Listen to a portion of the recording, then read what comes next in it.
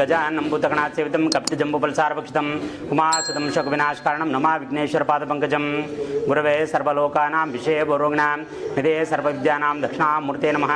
वागर्धाविव संवृक्तौ वागर्धौ प्रतिपत्तये जगतौ पितरौ वन्दे पार्वती परमेश्वरं श्री शंभुलिंगेश्वर देवताभ्यो नमः। ఓం నమ శివాయ. పరమేశ్వర స్వరూపమైనటువంటి సభకు నమస్కారం చేస్తూ ఇక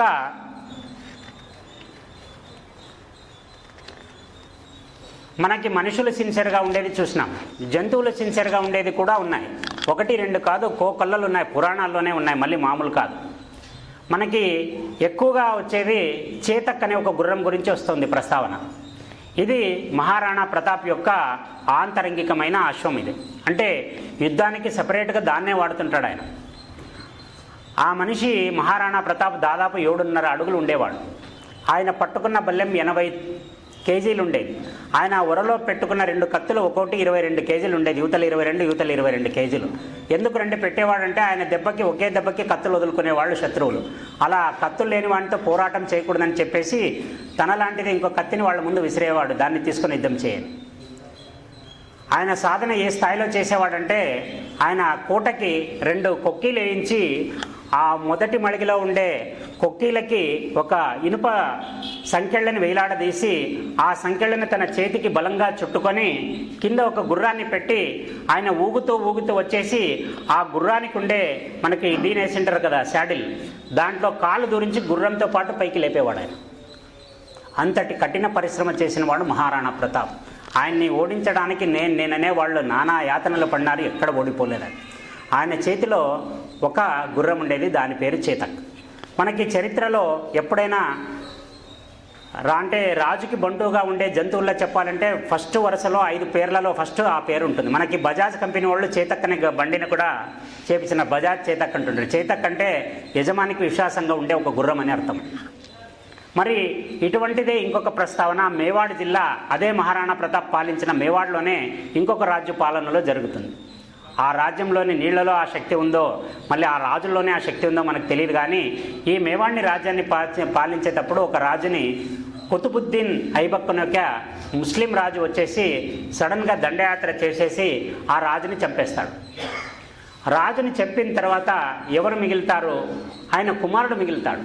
ఆయన ఏమనుకుంటాడు, వీడు మిగిలితే వీడు మళ్ళీ రాజ్యం వీడితో మొదలవుతుంది కాబట్టి వీడిని ఇక్కడ చంపకూడదు, వీడిని నా రాజ్యానికి తీసుకొని, అంటే లాహోర్లో ఉంటాడు ఆయన, నా రాజ్యానికి తీసుకెళ్ళి అక్కడ వీడి తల తీసేసి ఆ తలతో పోలో ఆడాలని. పోలో అంటే తెలుసా? గుర్రం మీద కూర్చొని ఒక పెద్ద హాకీ స్టిక్ లాగా ఉంటుంది, దాన్ని కొట్టుకుంటూ పోతారనమాట.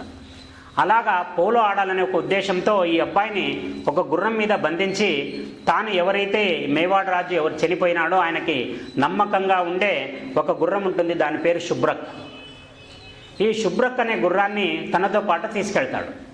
ఈ గుర్రం ఆ అబ్బాయిని యువరాజుని కట్టేసి ఇంకో గుర్రం మీద తెచ్చేది చూస్తుంది. అది ఇలాగ లాహోర్ వరకు ప్రయాణం, అంటే 600 కిలోమీటర్లు ప్రయాణం జరిగిపోతుంది. 600 కిలోమీటర్లు అయిపోయిన తర్వాత ఆ యువరాజు తప్పించుకునే ప్రయత్నం చేస్తాడు. తప్పించుకునే ప్రయత్నం చేసినప్పుడు అక్కడ సైనికులంతా పట్టుకొని వచ్చి ఈయన డేరాలో ఉంటాడు, ఆయనకి తెచ్చి ఆయన ముందు పెట్టేశారు. ప్రభు వీడు మాటికి తప్పించుకునే ప్రయత్నం చేస్తున్నాడు, ఊరికే చంపేసండి. ఈయన చంపేయడం అంటే అక్కడే చంపేస్తుంటారా, నేను లాహోర్ చేరిన తర్వాత వాడి తలతో నేను పోలో ఆడుకోవాలనుకున్నాను, అది నా గ్రౌండ్లోనా, అందుకే వీడిని ఇంకా బతికించినాను. ఈ విషయం గుర్రానికి అర్థమవుతుంది. మనకు చాలా విషయాలు తెలియదు కానీ అవి అర్థమవుతాయా మనం చెప్పేదని మనం అనుకుంటాం, కానీ అవి చాలా ఫాస్ట్గా క్యాచ్ చేస్తుంది. నిన్న మేము శ్రీశైలం నుంచి పోయి వచ్చేటప్పుడు ఒక విచిత్ర సంఘటన జరిగింది. ఫుల్ ఘాట్లో కోతులన్నీ రోడ్డుకు అడ్డంగా కూర్చొనేసినాయి, ఏదో వేస్తారని చెప్పేసి. అన్నీ పోతున్నాయి, కోతులన్నీ జరుగుతున్నాయి, హార్న్ కొట్టుకుంటూ వస్తున్నాము. ఒక్క కోతి మాత్రం ఏం చేసింది తెలుసా? రోడ్డు మీద కూర్చొని అలాగే మమ్మల్ని చూస్తూ ఉంది. డ్రైవర్ కొడతా ఉన్నాడు హార్ను, అదేమనిందంటే చేయి చూపించింది, ఈ పక్క నుంచి పోయి. మాకైతే ఆశ్చర్యం అయిపోయింది. అబ్బాబ్బాబ్బా ఇది ఏమరా తెలియదు, ఇది ఎంత సింపుల్గా చెప్పిందంటే పావు రోడ్లో అది కూర్చొనింది, ఇంకా అంత రోడ్డు ఉంది కదరా ఎందుకు కొడుతున్నావు హార్న్ అని చెప్పేసి ఇట్లా పోని చూపించింది. ఇంకొక సంఘటన ఏం జరిగిందంటే, నేను మొత్తం అంతా దర్శనాలు అయిపోయిన తర్వాత ఇప్పుడంతా వివిఐపిలో ఉంది, అది ఎక్కడ కూర్చోపెట్టడానికి అలౌ చేయట్లేదు కుంభాభిషేకం ఉన్నందుకు. మొత్తం డైలీ ఒక మనిషి దిగుతానే ఉన్నారు అక్కడ.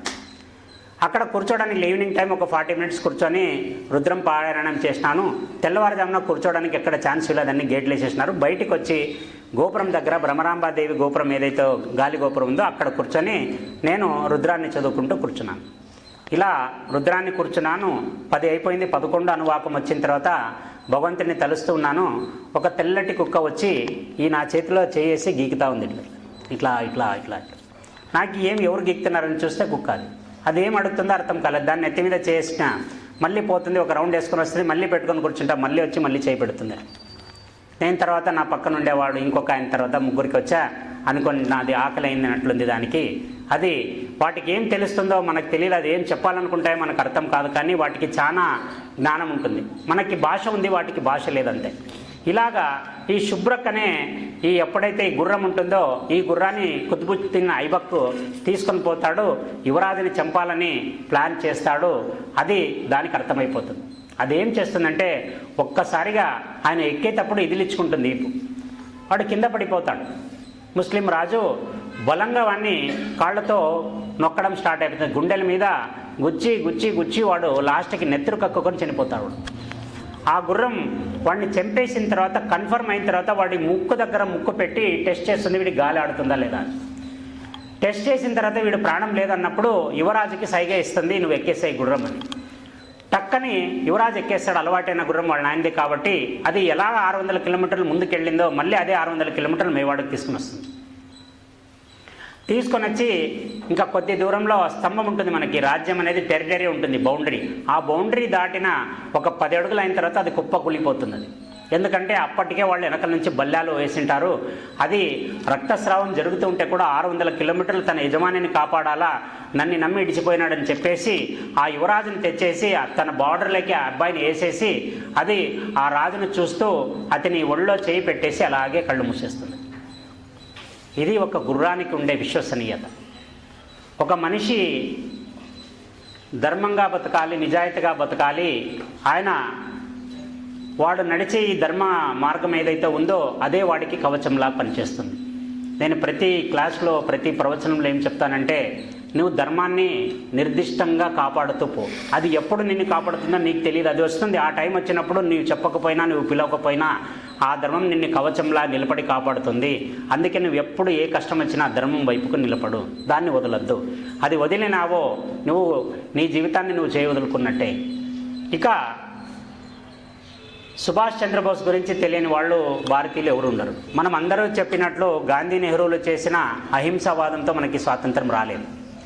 1944-45లో రెండవ ప్రపంచ యుద్ధం జరిగినప్పుడు రాయల్ ఇండియన్ ఫోర్స్ అని ఈ బ్రిటిష్ వాళ్ళు భారతీయుల్ని తీసుకొని వాళ్ళకి బ్రిటిష్ వాళ్ళ ట్యాగ్ తగిలిచ్చి వాళ్ళ తరపున మా జవాన్లని పంపించేవాళ్ళు చంపే. అంటే యుద్ధంలో సైనికులు భారతీయులు కానీ పేరు బ్రిటిష్ వాళ్ళది. అంటే బ్రిటిష్ సైనికులని పిలువబడేవాళ్ళు. చచ్చిపోతే ఇండియన్స్ చచ్చిపోతారు, పేరు వస్తే వాళ్ళకు వస్తుంది. అటువంటిగా ఉన్నప్పుడు ఆజాద్ ఎవరైతే హింద్ ఫౌజ్ అని సుభాష్ చంద్రబోస్ కనిపెట్టి ఈ సైన్యాన్ని సమకూర్చే పనిలో ఒకసారి ఆయన జర్మనీకి పోవాల్సి వస్తుంది. జర్మన్లో తెలుసు కదా నియంత హిట్లర్ ఉన్నాడప్పుడు, ఆయనది భూమి నడుస్తూ ఉంది. అప్పుడు అనుకుంటాడు జర్మనీలో పోయి కలిస్తే భారతీయ మూలాలు ఉన్నాయి జర్మనీ. యాక్చువల్గా జర్మనీ ఒరిజినల్ పేరు తెలుసా? శర్మణ్య మహర్షి అక్కడ తపస్సు చేసిన స్థలం కాబట్టి ఆ శర్మణ్యనే తర్వాత కాలంలో జర్మనీగా మారిపోయింది. కపిల మహర్షి తపస్సు చేసుకున్న స్థానాన్నే ఇప్పుడు మనం అమెరికాలోని కాలిఫోర్నియా అంటున్నాం. రావణాసురుడికి అస్త్రాలను సప్లై చేసిన దేశం ఆస్ట్రేలియా. అస్త్రాలను రావణాసురుడు అక్కడి నుంచి తెప్పించాడు. ఇప్పటికే ఆ తెగ వాళ్ళు అప్పటికి ఉన్నారు. మొన్న మోడీ పోయినప్పుడు వాళ్ళు కూడా ఒక ఆయుధం తయారు చేసి మోడీకి గిఫ్ట్గా ఇచ్చినారు. ఆస్ట్రేలియా పోయి ఆస్ట్రేలియా అయిపోయింది. మొత్తం హిందూ భారత భాగంలోనే అన్ని నాగరికత కానీ అన్ని పరిడి వెళ్ళిండేది మూలస్థానం భారతదేశం నుంచి వెళ్ళి. ఇలాగా ఇక్కడ జర్మనీకి వెళ్ళి ఆయన నియంత అయిన హిట్లర్ సహాయం కోరడానికి వెళ్తాడు. హిట్లర్ ఎవరికి అంత త్వరగా అపాయింట్మెంట్ ఇచ్చేవాడు కాదు. ప్రాణభయం కూడా ఆయనకి చాలా ఎక్కువ ఉండేది. ఎందుకంటే ఆయన మీద అంతమంది కక్ష కట్టుకొని ఉండేవాళ్ళు ఆయన చేసిన పనులకి. ఆయన ఏం చేసినాడంటే ఎవరైనా కొత్త వాళ్ళు వస్తే ఫస్ట్ ఒక మనిషిని తనలాగా ఉండేవాళ్ళు 7 మందిని ఎప్పుడు పెట్టుకునేవాడు అంటే ఆయన సిద్ధంగా. ఫస్ట్ ఒక ఆయన్ని పంపించినాడు. సుభాష్ చంద్రబోస్ ఆయన వస్తానే వెళ్ళి షేక్ హ్యాండ్ ఇచ్చిన తర్వాత కూర్చున్నాడంట. చెప్పండి మీకేం కావాలంటే, నేను మీరు కాదు ఒరిజినల్ హిట్లర్ వస్తే మాట్లాడతానంటాడు. ఆయనకు అర్థం కాదు వచ్చిన ఆయనకి, అరే ఈయన ఎట్లా కనిపెట్టినాడని ఆయన వెళ్ళిపోతాడు. ఒక 10 నిమిషాల తర్వాత ఇంకొక ఆయన వస్తాడు. అప్పుడు ఈయన మళ్ళీ లేచి చూస్తాడు. మళ్ళీ ఆయన వచ్చేసి చెప్పండి మీకేం సాయం కావాలంటే, లేదండి నాకు ఒరిజినల్ ఆయన వచ్చేంత వరకు నేను మాట చెప్పను, చాలా కాన్ఫిడెన్షియల్ మ్యాటర్ అది. వాళ్ళకి వచ్చిన వాళ్ళకి అర్థం కాదు ఈయన ఎట్లా కనిపెడుతున్నాడు, అసలు పర్ఫెక్ట్గా హావభావాలతో సహా పలికిస్తున్నామే, ఈయన ఎలా కనపడుతున్నాడు. తర్వాత 3వసారిగా హిట్లరే వస్తాడు. వీడు చాలా జగజ్జంత్రి ఉన్నట్లున్నాడు, ఎవరు ఎట్లా పోయినా కనిపెడుతున్నాడు, అందుకే నేనే పెడదామని ఆయన డిగ్నిఫైడ్గా పోతానే ఈయన పాపం లేస్తాడు. ఒరిజినల్ హిట్లర్ వచ్చినాడని ఈయన అర్థమైపోతుంది. మాట్లాడతాడు, ఇట్లా మాకు కొంచెం సైనిక సహకారం కావాలా, బ్రిటిష్ వాళ్ళది ఎక్కువైపోయింది, మేము మా స్వతంత్రాన్ని మేము అడుక్కోవడం లేదు, ఇక గుంజుకుంటాం మేము. ఆ మంతనాలు జరిగేటప్పుడు దాని ప్రక్రియ జరుగుతుంది. దాని తర్వాత ఆయన కొన్ని రోజులు వ్యవధి తీసుకుంటాడు. తీసుకున్న తర్వాత ఈయన వెళ్ళడానికి బయలుదేరుతాడు సుభాష్ చంద్రబోస్. ఆయన హిట్లర్ ఒక మాట అంటాడు, నాకు ఒక చిన్న డౌట్ ఉంది, అదొకటి చెప్పేసి వెళ్ళిపోండి మీరు ఇక్కడి నుంచి, చెప్పండి అని. నేను ప్రతిసారి 7 మందిని అలాంటి వాళ్ళని తయారు చేస్తాను, ఎవడు ఇప్పటివరకు కనిపెట్టలేదు, అందరు హిట్లర్తో మాట్లాడనుకునే వెళ్ళిపోయినారు, నువ్వు మాత్రమే పంపించిన ఇద్దరిని పర్ఫెక్ట్గా నువ్వు కాదని చెప్పినావు, నువ్వు ఎలాగో చెప్తే నేను నెక్స్ట్ టైం నేను ప్రిపేర్ అవుతా మిగతా వాళ్ళతో పంపించడానికి. ఆయన అంటాడు, ఒక చిన్న లాజిక్ మర్చిపోతున్నారు మీరు, మీ స్థానానికి నేను వచ్చినప్పుడు నేను పరిచయం చేసుకుంటా షేక్ హ్యాండ్ ఇస్తూ, అప్పుడు మీరు చేయిస్తారు. వచ్చిన ఇద్దరు ఏమంటున్నారంటే నన్ను చూసి వాళ్ళు ముందుగా వాళ్ళే చేయిచ్చేస్తున్నారు నేను హిట్లర్ అని. నేను ఉండే స్థానంలో నేను నా పరిచయం చేసుకున్నాను. ఇప్పుడు నేను గురుస్వామి స్థానంలో ఉన్నాను, కొత్త వాళ్ళు వస్తే నేను గురుస్వామిని నేను షేక్ హ్యాండ్ ఇయ్యను. ఆయన వచ్చిన ఆయన శిష్యుడు నాకి పరిచయం చేసుకుంటాడు, స్వామి నేను ఇట్లా పలానా ఊరు నుంచి వచ్చినానని చెప్పేసి, ఇది నీ స్థలం కాబట్టి వాళ్ళు ముందుగా మీరు చేయరు, నీకు రాజదర్పం ఉంది, నీకు వచ్చినోడు నీ గురించి చెప్పాలంటే వాళ్ళ గురించి చెప్పాలనేది. ఈ ఇద్దరు ఏం తప్పు చేసినారంటే వాళ్ళే ముందుకు వచ్చి నేను హిట్లర్ మీకేం కావాలని అడిగినారు, అట్లా ఎక్కడా జరగదు, ఆ లాజిక్ మిస్ అయినారు మీ వాళ్ళు, దాన్ని జాగ్రత్త పడండి అని. అంటే సుభాష్ చంద్రబోస్ అనే వ్యక్తి ఊరికే ఒక మాటతో ఆయన వీరుడైన వాడు కాదు. ఈ రోజుకి మనం స్వతంత్రం బ్రిటిష్ వాళ్ళు పెట్టిన ఒకే ఒక కండిషన్ ఏం తెలుసు, స్వాతంత్రం ఇవ్వడానికి ముందు సుభాష్ చంద్రబోస్ కావాలి మాకి. నెహ్రూ గాంధీ వాళ్ళంతా మూకుమ్మడిగా సంతకాలు చేసి ఒక ఒప్పందాన్ని చేసుకున్న తర్వాతే వాళ్ళు స్వాతంత్రం ఇచ్చినారు. వాళ్ళకి అంతటి కసి సుభాష్ చంద్రబోస్ మీద. ఎక్కడో జపాన్ నుంచి సైన్యాన్ని తరలించి వచ్చి మనకి ఇండియాలో నిలబెట్టిన మహానుభావుడే. ఆజాద్ హిందూ ఫౌజ్లో నీరా ఆర్య అని ఒక మహిళా సెల్కి హెడ్ ఉండే ఆమెని బ్రెస్ట్ రించర్తో ఆమె గుండెని తీసేస్తాడు. ఆమెని అండమాన్ నికోబార్ జైల్లో పెట్టి నరకయాతన శిక్షలు పెడితే ఆమె సుభాష్ చంద్రబోస్ ఎక్కడున్నాడు నీకే తెలవాలా, ఖచ్చితంగా చెప్తావా లేదా అంటే ఆమె నా గుండెలో ఉన్నాడు అని చెప్తున్నాను. ఆమె మామూలు వ్యక్తి కాదు, ఆమె భర్తే ఒక బ్రిటిష్ ఆఫీసర్, ఒక డిటెక్టివ్ అయిన బ్రిటిష్ ఏజెన్సీకి. అటువంటి భర్త దగ్గర ఉండి కూడా ఆమె అనుమానం రాకుండా సుభాష్ చంద్రబోస్కి హెల్ప్ చేస్తూ ఉంటుంది. ఆమె ఎప్పుడైతే ఆమె దొరుకుతుందో వీళ్ళు పట్టుకున్న తర్వాత ఆమెను అండమాన్ నికోబార్ జైలుకి వేసి ఆ బ్రష్ రిప్పర్తో ఆమె గుండెని, ఎప్పుడైతే నా గుండెలో ఉన్నాడు సుభాష్ చంద్రబోస్ అంటే ఆ గుండెని ఆ రిప్పర్తో కట్ చేసేస్తారు, ఆ చెస్ట్ భాగం బయటకు వచ్చేస్తుంది. ఆమె చనిపోయేంత వరకు ఆ భాగం అలాగే ఉండిపోయింది. ఫైనల్గా ఆమె ఎక్కడ చనిపోయింది తెలుసా? ఎక్కడో కాదు, హైదరాబాద్లో వచ్చి పూలు అమ్ముకుంటూ చనిపోయింది. ఒక్క ఫ్రీడమ్ ఫైటర్ గురించి మనకి తెలియదు, ఒక్క ఫ్రీడమ్ ఫైటర్ ఎంత కష్టపడినాడో తెలియదు. 3 పూటలా తిన్నామా, 3 పూటల లగ్జరీగా ఉన్నాం, నా కుటుంబం బాగుందా, నా పిల్లలు బాగుందా, వాళ్ళకేం దరిద్రమయ్యా, అటువంటి ప్రాణాలకు కోల్పోయి మళ్ళీ లాంటి వాళ్ళకి స్వాతంత్రాలు తెచ్చిపెట్టి కూర్చోబెడితే మనం ఇష్టానుసారం కోతుల్లాగా ఎగురుతున్నాం. మనం ఎంతమంది నిబద్ధత ఉన్నాం, ఎంతమంది మిలిటరీ వాళ్ళకి గౌరవం ఇస్తున్నాం. రేపు ఒక మిలిటరీ కథ చెప్తాను, కన్నీళ్లు రాలేని వాడు పాపివాడు. నేను నా జీవితంలో ఎన్నో కథలు చదివిన మిలిటరీలో, అటువంటి కథ నేను ఎప్పుడు వెళ్ళాను. అది చైనా వాళ్లతో జరిగిన యుద్ధంలో ఒక చైనా వాడిచే శ్లాఘింపబడ్డ ఏకైక వీరుడు ఆయన. ఆయన గురించి నేను మర్చిపోయినా, రేపు మీరు గుర్తు చేయండి, నేను ఖచ్చితంగా చెప్తా. ఆ కథ అంతటి రక్తాన్ని ఉడికిస్తుంది. మనిషి అంటే ఎలా ఉండాలి, ఒక దేశం కోసం ఒక మనిషి ఎంత పని చేయాలా, ఎంత బాధ్యతాయుతంగా ఉండాలా. మనకి క్రమశిక్షణ అనే లోపల ఒక కప్పు పంచామృతం వచ్చే లోపల క్రమశిక్షణ తగ్గిపోతుంది. స్వామి అందరికి రాని, అందరికీ ఒకరి మీద ఒకరు పడేది. జపాన్లో ఇటువంటి ఒక విపత్కర సమస్య వచ్చినప్పుడు మిలిటరీ వాళ్ళకి ఇవ్వడానికి గుడ్లు లేదు, వాళ్ళకి ఆల్రెడీ జనాలు కొనేసినారు, స్టోర్స్లో ఉండేవి, మిలిటరీ వాళ్ళకి పంపించడానికి గుడ్లు లేవు. నైట్కి నైట్ జపాన్ ప్రభుత్వం ఒక స్టేట్మెంట్ రిలీజ్ చేసింది, అయ్యా బాబు రేపటి నుంచి మీరు అంగుళ్ళలో పోయి ఎక్కడన్నా గుడ్లు దొరికినా తీసుకోవద్దండి, మేము ఎన్ని రికాల్ చేసేసుకుంటున్నాము, మిలిటరీ వాళ్ళకి పోషణ తక్కువైంది, వాళ్ళకి గుడ్లు సప్లై తక్కువైంది. నెక్స్ట్ డే ఏమైంది తెలుసా? షాపుల కాడ ఒక్కొక్క దగ్గర మందల రోడ్లకి అడ్డంగా నిలబడినేసినారు, ఎగ్ కౌంటర్ల కాడ జపాన్లో. దేనికోసం? మనలాగా కరోనా వచ్చినప్పుడు 2 కేజీలు తీసుకునే కాడ 10 కేజీలు తీసుకుని స్టాక్ చేసుకోలేదు వాళ్ళు. వాళ్ళ దగ్గర ఉండే గుడ్లనంతా రిటర్న్ ఇవ్వడానికి అక్కడ కౌంటర్లో నిలిపినారు. మేమేం చచ్చిపోతామా గుడ్లు తినకపోతే, మిలిటరీ వాళ్ళు దేశాన్ని కాపాడేవాళ్ళు వాళ్ళు బాగుండాలని చెప్పేసి వాళ్ళు ఏం చేసినారంటే వాళ్ళ ఇళ్ళలో ఎక్కడైనా దాచుకున్న గుడ్లను కూడా తీసుకొని వచ్చి కౌంటర్లో వాళ్ళ పేరు పెట్టి డొనేషన్ కింద వాళ్ళ గుడ్లు ఇచ్చేసినారు. అందుకే జపాన్ ఇప్పటికీ ఇంత దేశం, అది ఒక రాష్ట్రం కూడా కాదు, మన ఇండియాలో లెక్కేసుకుంటే రాష్ట్రం కాదు, ఒక మహానగరం కూడా కాదు. ఒక్కొక్కసారి కలకత్తా లాంటివి చూసినప్పుడు అటువంటి ఒక దేశం ప్రపంచాన్ని శాసిస్తుందంటే కేవలం దానికి దేశభక్తి ఉండడం వల్ల. ఒక స్వామి ట్రైన్లో పోయేటప్పుడు తినడానికి ఆహారం వెతుక్కోవడానికి రామకృష్ణ మిషన్ నుంచి ఒక లెక్చర్ ఇవ్వడానికి ఒక స్వామి వెళ్తాడు జపాన్లో. ఆ ట్రైన్లో వచ్చేటప్పుడు అన్ని ఎలక్ట్రికల్ డోర్స్ ఉంటాయి, 30 సెకండ్స్ ఓపెన్ అవుతుంది, అది 30 సెకండ్స్లో పోయి వచ్చేసాయి మనిషి. ఈయన ఇబ్బంది పడుతుంటాడు పోయి రావడానికి, ఏం చేయాలో అర్థం కాదు. ఆహారం అక్కడంతా ఎక్కువ గుర్రం మాంసం తింటారు వాడు, ఎక్కడ చూసినా నాన్ వెజ్ ఉంటుంది. అరే ఈయన స్వామి తినలేడు కాబట్టి ఈయన ప్రతిసారి ఇలా వెళ్ళడం, మళ్ళీ ట్రైన్ పోతుందేమని భయపడి వెనక్కి రావడం. అక్కడ ఒక 70 ఏళ్ల ముసలాయన కూర్చొని స్వామి ఎదురుగా. ఈ స్వామి కష్టాన్ని చూస్తాడు. ఆయన వచ్చి నేనేమైనా సహాయం చేయగలను అని అడుగుతాడు. ఆయన అంటాడు, నువ్వే పెద్ద ఆయనప్ప ముసలాయన, నువ్వేం సాయం చేస్తావు అంటే, లేదు నాకు అలవాటే, మీకు అలవాట్లేదు కాబట్టి మీకు అట్లా అనిపిస్తుంది. ఏం కావాలంటే, నాకు ఫ్రూట్స్ కావాలా, ఆకలి అవుతుంది, ఇక్కడంతా నాన్ వెజ్ కనిపిస్తుంది.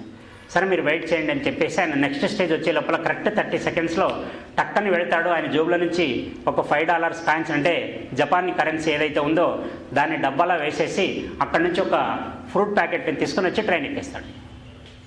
ఆయన అంటాడు, నువ్వు ఎంత త్వరగా వచ్చేసినావు కదా అంటే, మీరు కన్ఫ్యూజ్ అవుతున్నారు, మా దగ్గర ఇక్కడ మనుషులు ఎవరు ఉండరు స్టాల్స్లో, కేవలం డ్రాప్ బాక్స్ ఉంటుంది, నువ్వు ఎంత డబ్బులు వేసేస్తే ఆ డబ్బుకు సంబంధించిన ఒక పౌచ్ తీసుకొని వచ్చేసేయచ్చు, అక్కడ నేను ఎవరు అడగరు అంటే అంత నిబద్ధత కలిగి ఉంటారు. ఒక ₹5 వేస్తే ₹5 వస్తువులనే తీసుకుని వస్తాడు.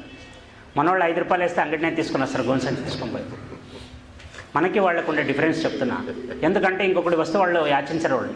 అలాగే ఎప్పుడైతే తీసుకుని వస్తాడో తెచ్చి స్వామీజీకి ఇస్తాడు. ఆయన పాపం ఆకలితో ఉంటాడు, మెల్లిగా పళ్ళు తినుకుంటూ ఆయనతో పరిచయం పెంచుకుంటాడు. మీరెవరు అంటే, ఇట్లా సో పనిలో ఈ సంస్థలో పనిచేస్తాను, daily 150 kilometres up and down చేస్తాను అని అంటుంది. చాలా సాయం చేసినా, నేను నిజంగా చాలా ఆకలితో ఉన్నాను, ఎవరిని అడగాలో అర్థం కాలేదు. ఆయన అంటాడు, సార్ మీరు థ్యాంక్స్ చెప్పకపోయినా పర్లేదు, కానీ భారతదేశానికి పోయిన తర్వాత అదేం జపాన్ దేశం రా నాయన, పళ్ళు కూడా దొరకలేదని మాత్రం చెప్పొద్దండి, నాకు మీరు ఏదైనా సాయం చేయగలరంటే ఆ ఒక్క సాయం చేయండి అన్నాడు. అంటే ఆయన నా పేరు గుర్తుపెట్టుకోండి, నేను జపాన్ హెల్ప్ చేసినాడని చెప్పొద్దండి, నా దేశంలో ఇటువంటివి ఉన్నాయని అక్కడ చెప్పొద్దండి, నా దేశానికి ఉండే గౌరవం వెళ్ళిపోతుంది. అది దేశానికి వాళ్ళు ఇచ్చే విలువ. అందుకే దశాన అగ్రమాగా వాళ్ళకు ఒక్కసారి మనలాగా సునామీలు వస్తే రోడ్డు లోపల పాతడం కనిపించేలాగా వస్తాయి. అటువంటి రోడ్డుని కేవలం 5 రోజుల్లో వేసేసి మళ్ళీ బండ్లు నడిపిన మహానుభావులు జపానీయులు.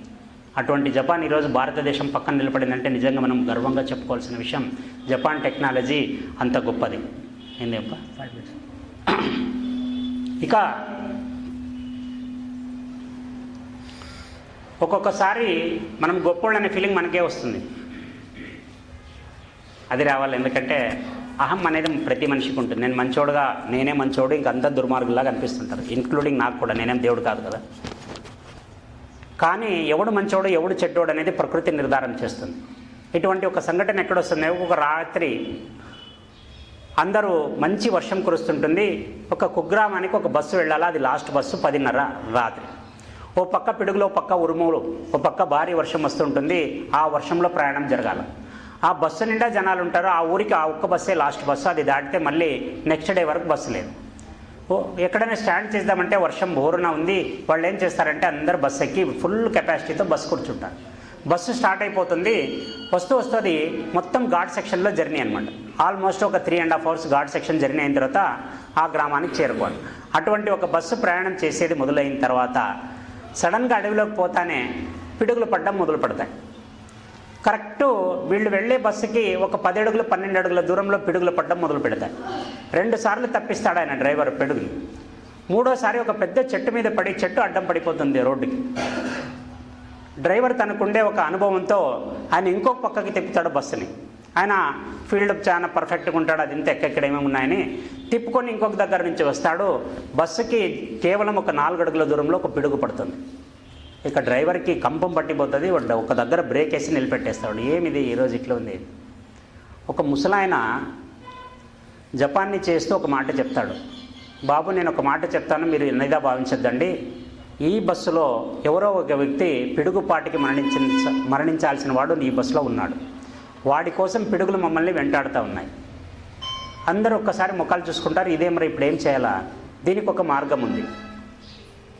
ఒక్కొక్కరుగా వెళ్ళి ఎదురుగా ఉండే చెట్టు ఉంది, ఆ చెట్టుని తాకి రావాల. ఆ చెట్టుకి ఎక్కువ మెరుపులు లాగే చెట్టు అది, పిడుగులు పడితే అటువంటి చెట్టు మీదే పడుతుంది. ఎవరైతే పోయినారో వాడు చెట్టు దగ్గరికి పోతానే చెట్టుతో సహా వాని మీద పిడుగు పడుతుంది, వాడు వెళ్ళిపోతాడు, ఇక ఈ బస్సు మీదకి రావు. వీళ్ళు అనుకుంటారు ముసలాయన అనుభవస్తుడు ఉన్నట్లున్నాడు, అన్నీ లెక్కేసి చెప్తున్నాడు కాబట్టి అని. పాపం ఆయన గౌరవం ఇచ్చి సరేలే ఇట్లా అనుభవించేదానికంటే రాత్రి అడవిలో కూర్చొని ఒక్కొక్కరుగా వెళ్ళి ముట్టి వచ్చేద్దాము. ఒక్కొక్కరుగా బస్సులో నుంచి దిగి వెళ్ళి ఆ చెట్టును ముట్టి మళ్ళీ వచ్చి సీట్లో కూర్చునేంత వరకు ఊపిరి పీల్చుకోరు. కొందరు భయంతో పోతారు, కొందరు పోను అంటారు, బలవంతం చేసి దొబ్బుతారు. చివరిగా అందరిది అయిపోయిన తర్వాత ఒక వ్యక్తి మిగిలిపోతాడు. ఇంకా కంపల్సరీ ఏమి అక్కడ అర్థం, ఈ మనిషి ఎత్తిపోవాలి. ఇంకా అక్కడికి నిదానంగా దిగి ఆయన అంటాడు, ఇంక అందరిది అయిపోయింది కదా, నన్ను వదిలేయండి అంటాడు. మేము గాడిదలా పోయి వచ్చిన వాళ్ళు, నువ్వు మాత్రం మిగిలాలా, నువ్వు రోస్ట్ అయ్యేది మేము కూడా చూడాలి కదా, ఎందుకంటే పిడుగు నెత్తి మీద పడితే ఎట్లా ఉంటుందో లైవ్లో చూడలేదు కదా, ఇప్పుడు చూడాలి. అప్పుడు ఈ మనిషి పాపం నిదానంగా భయపడుతూ ఇంకా లాస్ట్ మిగిలిండేది నేనే కాబట్టి అనుకుంటూ నిదానంగా చెట్టు దగ్గరికి పోయి చేయి పెడతాడో లేదో దన్నని పిడుగు పడుతుంది. తిరిగి చూస్తాడు కదా, బస్సు మీద పడి ఉంటుంది, ఈ వ్యక్తి సేఫ్గా ఉంటాడు. ఇప్పుడు చెప్పండి, దీంట్లో మంచోడు ఎవడు? బస్సులో ఉండే వాళ్ళు అందరూ అనుకున్నారు మేము మంచోడు, వీడు చెడ్డోడు అని. ఒరిజినల్గా ఈ ఒక్క మంచోడే మొత్తం బస్సు జనాలను అప్పటి వరకు కాపాడినాడు. ఆ మనిషిని దింపేస్తానికి మొత్తం వ్యవస్థ నాశనం అయిపోయింది. అందుకే ఒక మంచి వాడిని ఒక వ్యవస్థల నుంచి ఎప్పుడూ దూరం చేయకూడదు. అలా చేయడం వల్ల ఉపద్రవాలు వస్తాయి. మనిషికి పొంతన ఉండదు, చేసే పని మీద నియంత్రణ ఉండదు. అలా కాకుండా మనం ఒకరికొకరు అనుకూలంగా ఉంటేనే ప్రకృతి కూడా సహకరిస్తుందని చెప్పడానికి ఈ కథను ఉదాహరణంగా చెప్పి